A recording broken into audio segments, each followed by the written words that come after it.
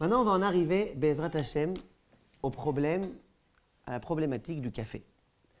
Alors, le café, ça va être une question très, très, très intéressante, en ce sens où le café, comment ça fonctionne? D'abord, venez, on parle du café turc, d'accord? Pas du café du Nescafé, du café turc, pas du café soluble. Comment ça marche? Ils ont pris les graines de café, d'accord? Et ils les ont, ce qu'on appelle en hébreu, kolim, kalouï. Ils les ont torréfiés, très bien. Et ils ont torréfié à la chaleur, à une très très haute chaleur, ils ont torréfié tout ça. Comment on appelle ça en hébreu? Kliya. C'est un peu comme une afia ou c'est un peu comme une tslia, d'accord? Ça veut dire, ça a été cuit non pas avec de l'eau, mais ça a été cuit en contact direct avec du feu. C'est clair? C'est clair ou pas? Alors maintenant, la question qui va se poser, est-ce que Shabbat, j'ai le droit de prendre de l'eau chaude, de l'eau bouillante, d'un kli rishon, et de la verser sur mon café ou pas? Je répète, on parle pour l'instant que du café turc. Alors, c'est quoi ici la problématique? La semaine dernière, on avait commencé un sujet. On avait dit « En bichoul achar bichoul », ça on a compris. Quand tu as une carotte qui a déjà été cuite à l'eau, tu veux maintenant Shabbat la remettre dans de l'eau très chaude, il n'y aura aucun problème, elle est déjà cuite. C'est quoi « En bichoul achar bichoul » ? « En afia achar afia », tu as une challah qui a déjà été cuite, si tu la poses Shabbat à un endroit chaud pour qu'elle chauffe davantage, il n'y a pas de problème, « En afia achar afia ». On avait demandé qu'est-ce qui se passe quand maintenant on conjugue les choses. Tu veux faire un bichoul après une afia. Ça veut dire que tu as pris une challah, tu veux la mettre maintenant dans une soupe chaude. Ou vice-versa, tu as pris de la viande que tu as cuit dans de l'eau, et maintenant tu aimerais la poser sur la plata, contact direct avec le feu, sans intermédiaire de liquide. Qu'est-ce qui se passe dans ces cas-là? Qu'est-ce qu'on avait dit la semaine dernière? On avait dit que pour les Ashkenazim, yesh bishul achar afia, yesh afia achar bishul, dans tous les sens c'est problématique. On avait dit que pour les Sfaradim, alors ça dépendait un peu qui. Shulchan Aruch, il ramène deux opinions. Une opinion qui dit que, au même titre qu'il n'y a pas de bichoul achar bichoul, qu'il n'y a pas de problème de afia achar afia, au même titre qu'il n'y a pas de problème le sens dans lequel tu veux aller. Afia achar bichoul, bichoul achar afia, il n'y a aucun problème, aucun interdit. Il ramène une opinion selon laquelle il y a un problème. Qu'est-ce qu'on fait quand Maran Shulchan Aruch, il ramène deux opinions? C'est une grande, grande marloquette entre les poskim. Le Rav Ovadia, lui, il va dire l'opinion principale dans ce cas-là, c'est l'opinion qui autorise. Selon l'agencement des opinions telles que le Shulchan Aruch les a rapportées, on voit qu'il a voulu autoriser. Le Rav Ben Sion et Kaf HaChaim et tout, ils veulent dire que ce n'est pas pour rien qu'il a ramené quand même l'autre opinion. C'est pour dire qu'a priori, on doit tenir compte de l'autre opinion. Donc, est-ce que yesh bishul achar afia ou yesh afia achar bishul? Pour les Ashkenazim, bien sûr que c'est un problème. Pour les Sfaradim, c'est l'objet d'une discussion. Maintenant, venez, on commence tout doucement notre raisonnement. Pour les Ashkenazim, est-ce que pour un Ashkenaz, j'aurai le droit de verser de l'eau bouillante directement du kumkum, de la bouilloire, sur le café turc? Réponse? Non. Bien sûr que non. Pourquoi bien sûr que non? Parce qu'il est cru mon café. Tu vas dire, mais il y a une torréfaction, d'accord? Une clia, c'est rien. Non, maintenant, tu viens avec de l'eau pour cuire. Donc, tu viens faire un bichoul après une afia, c'est un grand problème. Oui? Il a fait. Est-ce que dans un kli-sheni, on aura le droit? Pour un ashkenaz. Ça veut dire, je prends de l'eau, je verse du kumkum dans mon verre d'eau, et dedans je mets la poudre, le café turc. Est-ce que j'aurai le droit ou pas? On a dit, kli-sheni, ça ne cuit que les kalé à bichoul. Mais on a vu que l'opinion ashkenaz, surtout Chafetz Chaim et tout, c'est de dire que tout ce dont on ne sait pas que ce n'est pas un kalé à bichoul, c'est peut-être un kalé à bichoul. Donc un ashkenaz, ça non plus, il ne fera pas. Alors qu'est-ce que l'ashkenaz y fera? Soit un irouï mikli-sheni sur son café, s'il lui reste quelque chose après, soit dans kli shlishi. Kli shlishi, on est d'accord que ça ne cuit pas, en shum baya. Donc ça, c'est pour l'opinion ashkenaz. Maintenant, venez, on en arrive à l'opinion sfarad.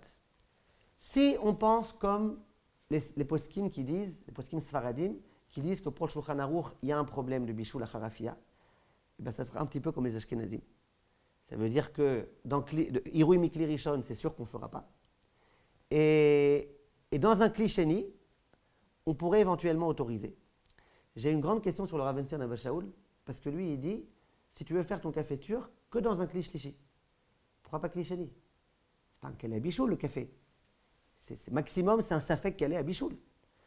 Pourquoi il me demande de faire ça dans un kli shlishi? Il devrait m'autoriser de faire ça dans un kli sheni, il devrait m'autoriser de faire.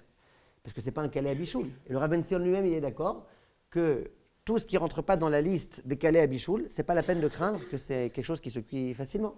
Non, j'ai une question sur Rav Ben Sion. En tous les cas, c'est comme ça que Rav Ben Sion dit, de faire dans un klish lishi. Le Rav Ovadia, eh ben lui c'est très simple pour lui. Lui il dit en bichoul achar afia. La torréfaction, j'appelle ça comme étant une afia. Ça veut dire le fait de cuire en contact direct avec le feu sans intermédiaire d'eau. Donc j'appelle ça comme étant une afia. Le Rav Ovadia il dit en bichoul achar afia. Tu peux verser de l'eau bouillante autant que tu veux dessus, il n'y a aucun problème. Donc le Rav Ovadia il autorise de verser de l'eau bouillante sur le café turc. Maintenant, quel est le problème malgré tout avec l'opinion du Rav Ovadia? C'est pas que Rav Ovadia, ça date de bien avant. Quel est le problème? Quelle est la difficulté qu'il y a? Et le Rav Ben Sion, il ne se gêne pas de mentionner ce problème-là. Quand on dit à propos du pain, par exemple, que en bichoul achar afia, pourquoi c'est logique de dire ça? Parce que le pain, eh ben, il est déjà consommable tel quel. Ça veut dire que l'acte qui s'appelle cuire, il a été profitable. Tu peux le manger. Non, tu le manges avec, en le mettant dans de l'eau chaude, pas dans de l'eau chaude. Ça ne change rien quasiment. Comprenez? C'est-à-dire que la péoula de la afia, elle a été nécessaire, elle a été utile. Donc Rav Ovadia, il va dire, écoute, quand après ce genre de afia, tu viens faire un bichoul, ça ton bichoul, de toute façon, il ne change plus rien, c'était consommable avant. Mais la torréfaction, est-ce que quand on a pris du café et qu'on a été collé au taux, est-ce que ça fait que maintenant c'est bon, il est consommable, il est super bon, il n'est pas bon, ça ne se mange pas comme ça le café. Donc en quelque sorte, c'est vrai que tu l'as cuit, mais tu l'as cuit, un truc qui ne sert à rien. Tu l'as cuit, mais ça n'a pas apporté à la consommation de cet aliment. Vous comprenez ce que je veux dire? Ça, c'est une très très très grande question dans un shul qui s'appelle Shul Ginat Vradim, qui date d'il y a très longtemps. Il y a un grand échange entre les rabbanim. Il y en a un qui veut dire le fait que tu aies été collé au taux, ça ne sert à rien. L'autre qui dit bien sûr que ça sert. Regarde les gens quand ils sont en chemin. À l'époque, les gens, ils n'avaient pas tout type de choses en chemin. Ils pas, il dit quand les gens ils sont en chemin, qu'ils sont endormis, qu'ils ont envie de se réveiller, ils prennent du café qui a été calouille et ils le mangent comme ça. Donc tu vois que c'est consommable. C'est pas hyper bon, d'accord. Parfois on s'étouffe un peu, d'accord. Mais tu vois que c'est consommable. Ouais, aujourd'hui c'est rare. À l'époque, c'était pas rare. À l'époque, si on se fie au témoignage du Rav Fradji là-bas dans Shoot Ginat Vradim, on voit que c'était pas rare. Et même si c'est rare, c'est apte à la consommation. Donc on a ici une grande question qui va se poser. Même si tu dis que en afia achar bichoul, en bichoul achar afia, comme le Rav Ovadia il dit, mais est-ce que c'est vrai aussi pour le café? Alors le Rav Ovadia il dit oui.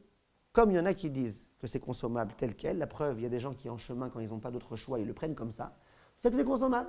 Donc c'est consommable, donc yesh en bichoul achar afia. Donc la conclusion du Rav Ovadia, c'est de dire que tu peux prendre de l'eau bouillante et la verser directement sur du café, dès lors que le café il a été kaloui, ça veut dire il a été torréfié. Ça, c'est l'opinion du Rav Ovadia. Maintenant, au passage, une petite parenthèse. J'ai entendu le Rav Ophir Malka, peut-être vous le connaissez, vous avez entendu parler. Il donnait un cours et il disait j'ai téléphoné à une entreprise qui prépare du café, Turquie. Et je les ai interrogés. Est-ce que quand ils font leur clia, quand ils grillent leur café, là, quand ils le torréfient, est-ce qu'ils font une clia complète, à 100%, ou est-ce qu'ils font une clia partielle? Parce que vous comprenez bien que si la clia elle est partielle, même ce que le Rav Ovadia dit, ça ne tiendra plus. Ça n'a pas été cuit. Il dit, et pourquoi je me suis interrogé? Parce que je vois que le Rav Ben Sion à Bachaoul, l'une des raisons pour lesquelles il s'oppose beaucoup au Rav Ovadia dans le psaque du café turc, c'est parce qu'il dit que le café n'est pas complètement cuit. Donc j'ai voulu vérifier, est-ce qu'il a raison le Rav Ben Sion dans la réalité d'aujourd'hui?